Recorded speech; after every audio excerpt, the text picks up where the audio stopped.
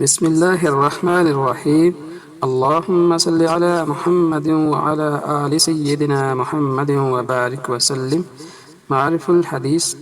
حدیث نمبر 1938. امت میں پیدا ہونے والے دینی انحطاط اور زوال اور فتنوں کا بیان.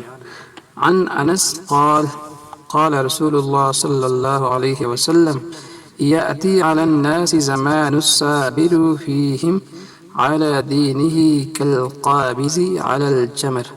رواه ترمذی.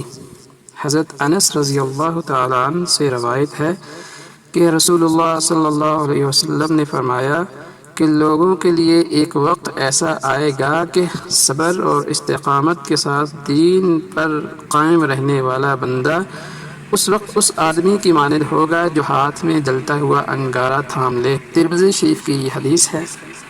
مطلب یہ ہے کہ ایک وقت ایسا بھی آئے گا کہ فسق و فجور اور خدا فراموشی ماحول اور فضا پر ایسی غالب آ جائے گی کہ خدا اور رسول کے احکام پر استقامت کے ساتھ عمل کرنا اور حرام سے بچ کر زندگی گزارنا اتنا مشکل اور صبر آزما ہو جائے گا کہ جلتا انگارہ ہاتھ میں تھام لینا یہ وہی زمانہ ہوگا جس کا ذکر حضرت ابو سعید خدری رضی اللہ تعالیٰ عنہ کی مدرجہ بالا حدیث میں کیا گیا ہے. واللہ عالم.